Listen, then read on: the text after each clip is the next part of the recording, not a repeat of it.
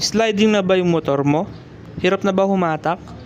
Tapos kapag paangat yung kalsada or paahon, hindi na siya makaahon dahil sobrang slide na at sobrang sunog na ng clutch lining. Tara mga boss amo, tuturuan ko kayo kung paano magpalit ng clutch lining sa mga Pantra type na motorsiklo. Napakasimple lang nito lalo na sa mga mahilig mag DIY. Ganito lang, sundan nyo lang yung gagawin natin.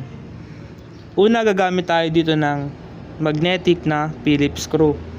Kasi ginagamit ko dito magnetic kasi mahirap siyang tanggalin kapag screwdriver lang yung gagamitin natin. Kapag ordinary. Kaya dapat magnetic para mabilis nyo siyang maluwagan. Meron pala tong tatlong tornilyo na Phillips screw. So aalisin nyo yung tatlong yan. Yan, gamitin nyo yung Plyman na screwdriver, tapos T-wrench na 8. Tapos matatanggal nyo na yung takip neto. Ito nga pala yung para sa oil pump mga boss. Yan, madalas nadudumihan yan. Tapos kailangan din natin siya linisin kapag magpapalit tayo ng clutch lining. Kasi naiipon na yung dumi dyan mga boss, mamaya makikita nyo. Ito mga boss papakita ko sa inyo yung dumi. Sinasala kasi dito galing sa ating oil pump. Ayan inaalis ko ng flat screw. Ayan yung mga debris, napakakapal na. Pati yung takip na ito mga boss, mayroon din yan. Kailangan nyo rin tanggalin yun. After nun mga boss, magamit tayo ng castle nut. Castle wrench pala. Kasi tatanggalin natin yung castle nut. So nakakabili naman ito sa mga bilihan ng tools. Sabihin nyo lang castle nut na pang XRM. Yung baligtaran na siya para maganda. Para meron para sa malaki, meron din para sa maliit. Tapos gamit kayo nito mga boss amo nung ating impact range na di battery.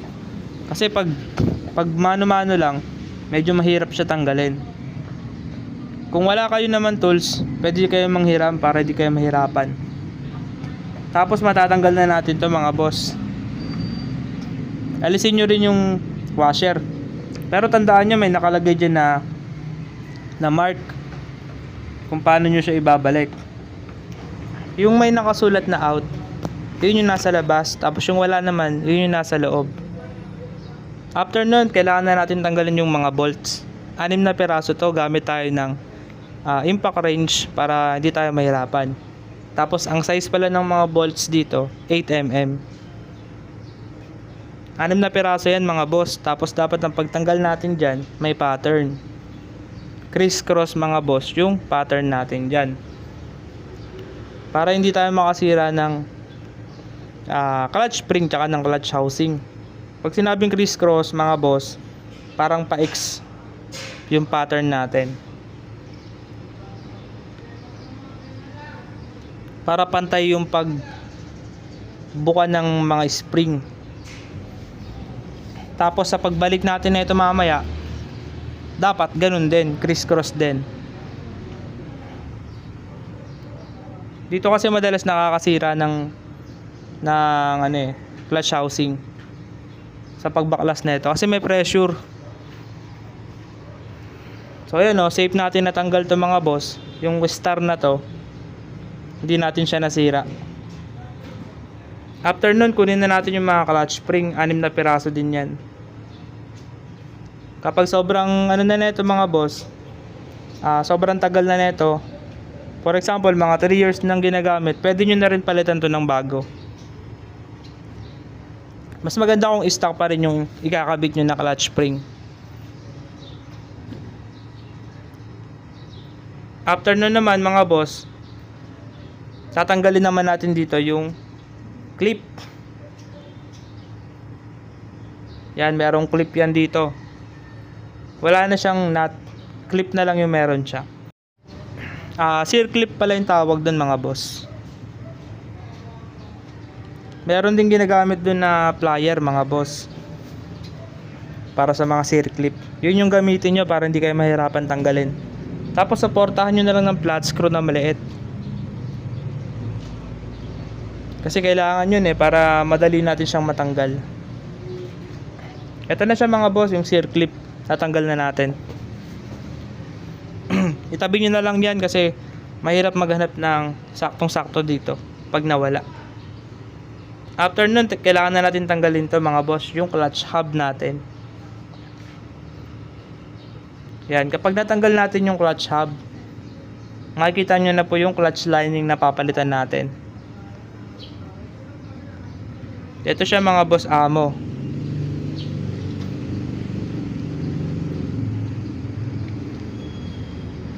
Yan, kung first time pa lang kayo magpapalit ng clutch lining,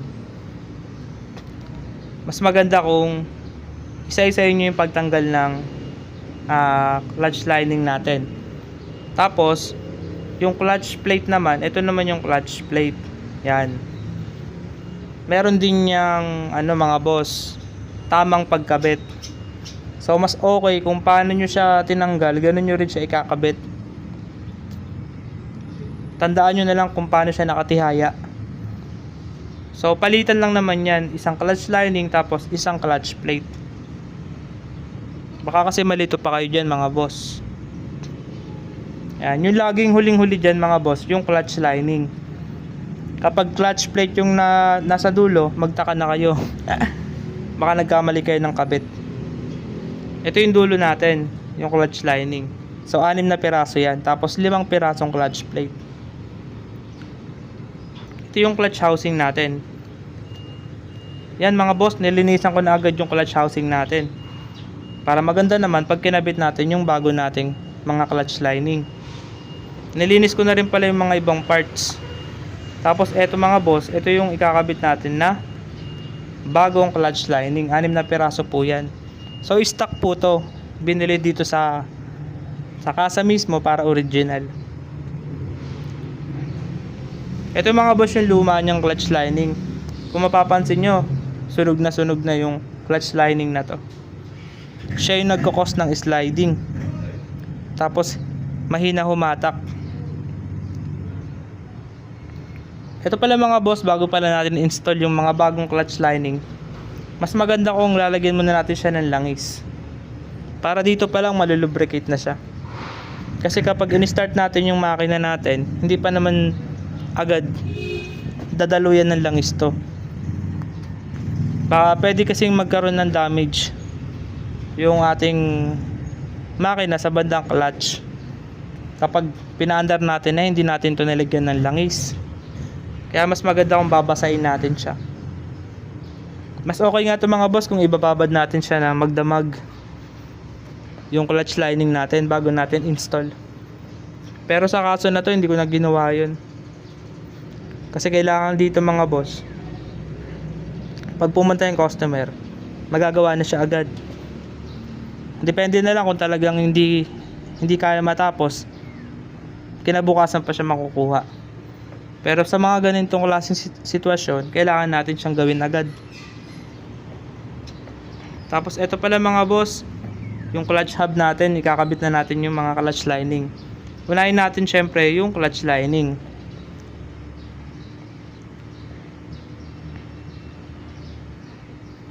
Okay, yan mga boss. Tapos isusunod natin yung clutch plate. Kapag sobrang nipis na ng mga clutch plate, mas okay kung palitan na rin natin siya. Tapos mga boss, kung paano nyo siya tinanggal kanina, ganun nyo din siya ikakabit. Kaya tandaan nyo kung ano yung kanyang posisyon, kung nakatihaya siya or nakataob.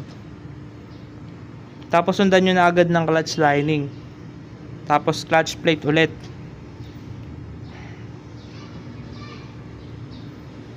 Tapos clutch lining ulit. Tapos clutch plate.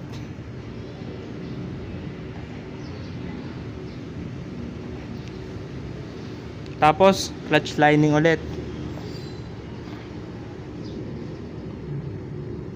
Tapos mga boss, clutch plate ulit.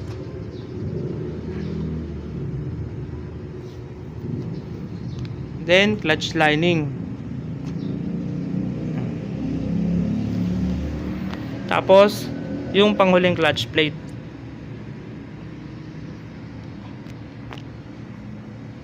At syempre yung last, yung clutch lining. Laging nasa dulo, tsaka nasa unahan yung clutch lining. Tapos syempre ito, lalagay na natin to.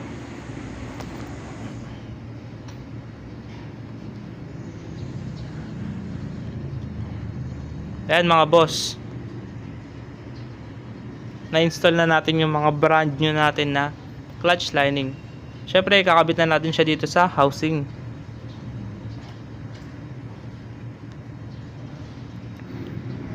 Tingnan nyo, malinis na yan mga boss. Ayan, install na natin to mga boss, kasama yung mga clutch lining. Ganito kasi yung mas madaling paraan.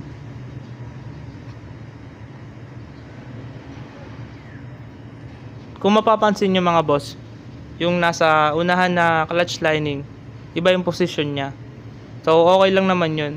Pwede rin naman pantay-pantay. Tapos pwede rin na yung isa ay hindi pumantay dun sa 5 clutch lining. Para kasi siya nagsisilbing lock.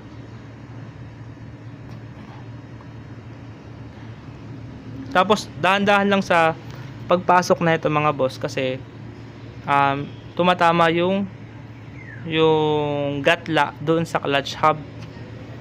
Kaya medyo matagal siya ipasok.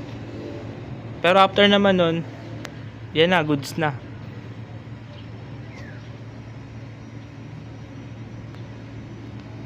Alright, ganun lang mga boss, kasimple. Alright mga boss, so kabitan naman tayo. Kung paano natin tinanggal lahat ng mga parts kanina, ganun din natin i-install. Kaya mas maganda kung meron kayong video, para kung sakaling malito kayo, meron kayong guide ulit. Panoorin nyo lang yung video nyo. At least, alam nyo ulit kung ano yung position nung parts na tinanggal nyo. Ayan mga boss, tama-tama to sa mga mahilig mag DIY o kaya mahilig gumawa ng mga sarili ng motor kahit hindi naman sila mekaniko. O mga boss amo, marami talagang ganun, yung feeling mekaniko lang tayo. Pero yung mga ganun kasi, meron mga kwento yan kung bakit gusto nila sila na yung gagawa ng sarili nilang mga motor. May sarili-sariling kwento yan. Meron ka bang kwento? Comment mo nga dyan sa baba. At ito na, syempre mga boss, ikabit nyo na yung cover after nyo malagay yung mga spring. So after naman nun, ilalagay natin yung mga bolts. Katulad ng sabi ko sa inyo kanina, criss-cross pattern ng sundin nyo para hindi kayo makasira. Alright mga boss amo, so yan, mas pinabilis ko na para maganda, para hindi na masyadong mahaba yung video natin. Basta lagi nyo tatandaan kung paano nyo binaklas yung isang bagay dito sa mga parts ng motor, ganun nyo rin siya ibabalik. Ngayon kung nalilito ka pa rin mga boss, pwede kang mag take down notes, or pwede mong picturean para hindi ka malito. Basta criss-cross pattern yung gagawin nyo dito para hindi kayo makasira ulit. Inuulit ko lang mga boss kasi ilang beses na ako nakakita na nakasira dito. Iniiwasan ko lang na mangyari sa inyo yun. So habang binabalik natin lahat to mga boss, maraming salamat pala sa lahat ng sumusuporta sa channel natin. Thank you sa inyong lahat, sa Facebook at saka sa YouTube. So shoutout na rin mga boss sa lahat ng mga supporters natin. Ayan. Sana wag kayong magsawa manood ng mga video natin.